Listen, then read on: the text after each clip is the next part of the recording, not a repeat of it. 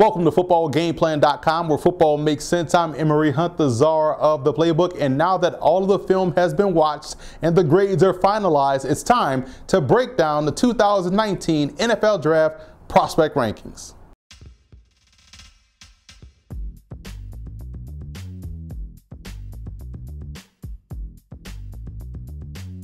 Before we dive into the prospect rankings video, let's take a look at how we go about grading these guys on film.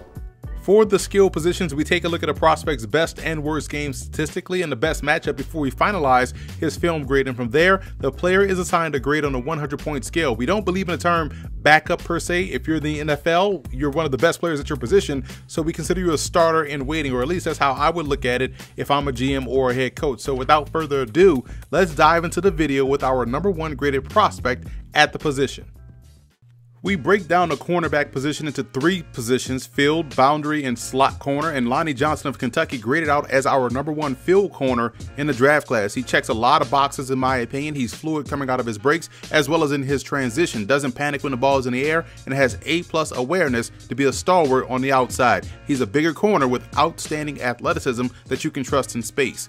Now here is the rest of the top 10. Greedy Williams out of LSU has some Dale Carter in this game. He's one of the more fluid athletes in the draft class and has the type of man skills that can travel to either side of the field. Blaze Brown of Troy competes well and can be trusted out on the island. His background as a receiver really helps him in the ball skills department, as he can definitely turn the ball over. Both Amon Marshall of USC and Bleston Alston of Rutgers I like more as I watch these guys film. Alston's 2017 film, as he played truly in only 1 game this year for Rutgers. Both guys have a great deal of polish within their game.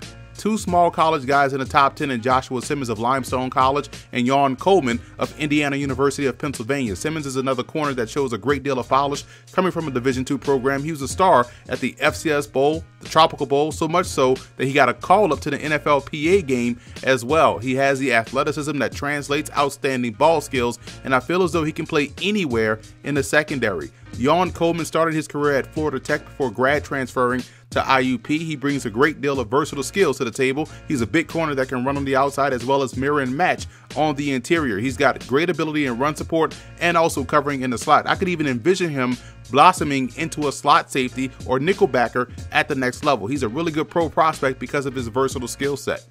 Here are prospects 11 through 20. Ryan Pulley of Arkansas has really good agility and doesn't waste time getting out of his back pedal. Ike Warren of Delta State is a former Northwestern State transfer and has outstanding man-to-man skills in both off coverage as well as in press. I like what I see from cornerback Chris Westry from Kentucky and what he brings to the table. He's got the length and athleticism to make things very difficult for receivers on the outside. Polishing up his technique is where he can still grow his game. Jamel Dean of Auburn can play on the field or boundary side. He's got really good press skills and is a top-notch athlete. 2 more Division II corners to keep an eye on are both Gilbert Gildersleeve of Angelo State and Andrew Roach of Pace University. Both guys are coming off stellar all-star game circuits. I love the way Gildersleeve competes. At the FCS Bowl, I watched him get better every rep, building toward the crescendo of having a great game out there that weekend. On film, you see a very fluid athlete that has some springs as well. He can do a great job of getting up there and playing above the rim and has solid ball skills to match. Roach, a former Sacred Heart transfer, can thrive in a man or zone scheme. He's got excellent football IQ and spatial awareness. You can even see him transitioning into a slot safety as well at the next level. He takes great angles to the ball and really understands passing concepts and its stress points to put himself in the best position to make a play. I was really impressed with his zone skills the more I watched his film. Rounding out the field corners with Xavier Crawford of Central Michigan and Marcel Mango of Millersville, who is a very good player in run support. Rock Ya-Sin out of Temple leads off our list of boundary corners in the draft. He graded out really well on film. I was at the Villanova game earlier in the season and came away impressed with how spatially aware he was and how great of an athlete he was as well. Now, he showcased those skills while at Presbyterian, and it was great to see it translate up a level at Temple. He's got some of the best man-to-man skills in the draft, plays the ball extremely well, and has A+ technique, in my opinion. Looking at the rest of the top 10, Julian Love of Notre Dame is one impressive corner. I'm a big fan of his ball skills, both playing the ball when it's in the air and also taking it away. He's technically sound and has excellent awareness. Derek Beatty Jr. of Kentucky I thought was solid at the East-West Shrine game, another tall Wildcat corner that can ball. Isaiah Johnson of Houston's acceleration is what stood out to me the most. He can click and close on a receiver and the ball carrier really well. DeAndre Baker of Georgia's press man skills are also very impressive. You can legit see on film the wide receivers slowly get frustrated throughout the course of a game when they're locked in one-on-one. And Thola Kelly of Fresno State is one of my favorite corners in the class. Reminds me a lot of former Texas A&M star and current Saints coach Aaron Glenn. He's another player who closes space quickly and who can take the ball away. Deion Harris of North Dakota is a name to keep an eye on. He was a highly thought of prospect coming into last season, but was injured during fall camp and missed all of 2017. He was back healthy this year and slowly started to regain that form. He's got the athleticism, the instincts, and the ball skills to be successful long term. He's also a good lengthy corner that reads concepts well and a complete understanding of how to play zone coverage, who doesn't miss an opportunity to turn the ball over.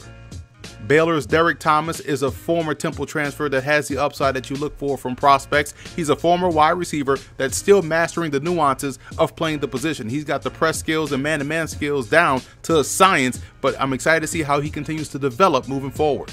Here are the rest of the prospects from 11 through 20. Michigan State's Justin Lane does a great job of using the sideline to his advantage. He makes it tough for quarterbacks to make throws and even tougher for wide receivers to make receptions. I love Trayvon Mullen's potential as a zone corner. He's outstanding in that regard. Central Washington's Tyler Hasty is the son of former NFL corner James Hasty. Now, the younger version has very good versatility and could eventually become a safety as a pro. Steven Denmark of Valdosta State just stands out on film, literally. He's close to 6'3" and is very strong at the line of scrimmage. His press skills are excellent and he delivers a punch that really shocks receivers. He has very good upside. He's built like your traditional Seattle Seahawks corner and has a lot of pro tools to work with and played championship level football with the Blazers. Recovery speed is where you may have some questions, but he presses well, which helps him neutralize and overcome that issue. He's solid in zone and kind of reminds me of Brandon Browner as a prospect.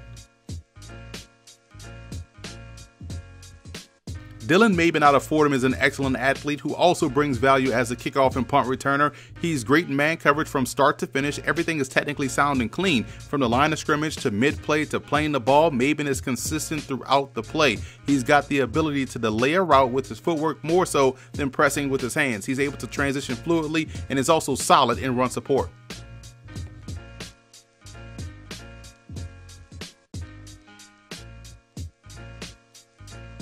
Rounding out our boundary corner rankings with prospects 21 through 29, Tim Harris of Virginia is an older prospect that is coming off of a solid senior season in the East-West Shrine game. Delando Tucker of Eastern Washington was one of the more consistent corners in the FCS this season. Jordan Brown of South Dakota State was able to hold his own down in Mobile at the Reese's Senior Bowl. Top CFL draft prospect defensive back Jamie Harry out of Ottawa turned some heads at the College Gridiron Showcase this past January. He got better each day as he dealt with the adjustment of playing on the outside in the American game versus the Canadian one. He's a big physical corner that has good overall athleticism and solid press skills. He also returned kicks in college, and as far as the NFL game is concerned, technique will need to get polished up and could even have a transition path to safety because of his tackling ability.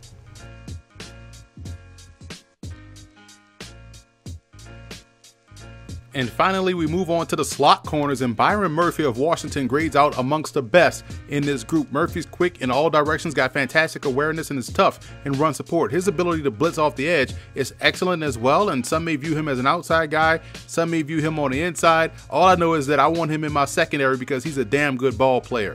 Peeping out the rest of the top 10, and I like the games of both Mark Fields of Clemson and Josh Miller of Ball State. Hamp Cheevers of Boston College has A+ ball skills and can mirror and match with the best of them. I think Northwestern's Montre Hardage can also serve as a boundary corner as well. He's got great zone skills. Kareem Orr of Chattanooga has played safety, slot corner, boundary corner in college. The former Arizona State transfer has a good level of versatility that'll bring him a ton of value moving forward.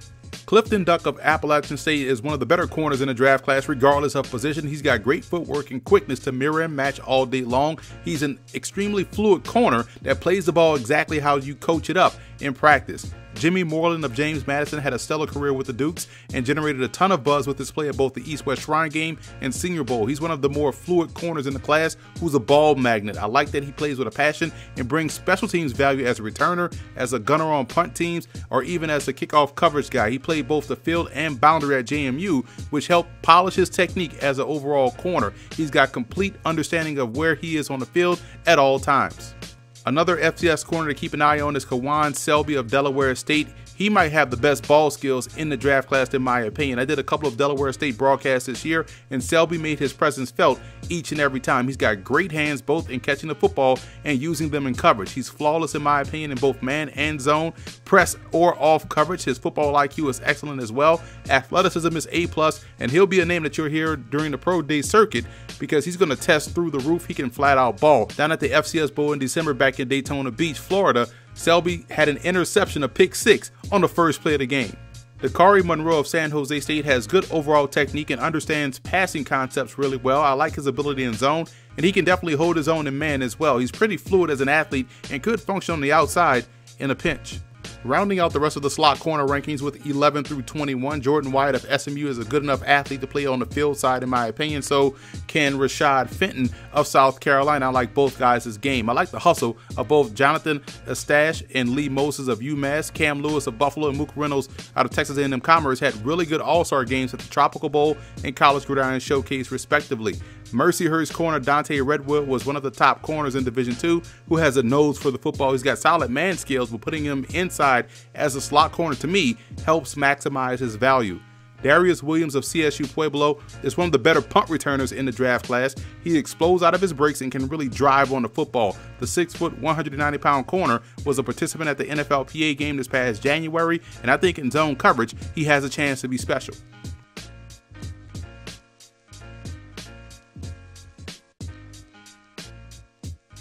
So that's a wrap here from the Football Game Plan Studios. I'm Emory Hunt, the czar of the playbook. Be sure to follow me on all of my social media accounts. And don't forget to check out and subscribe on iTunes to Football Game Plan Podcast. We can find our Scout Team podcast, which has a lot of 2019 NFL Draft prospect interviews. And also be sure to subscribe on YouTube to the Football Game Plan Network located at youtube.com/footballgameplan.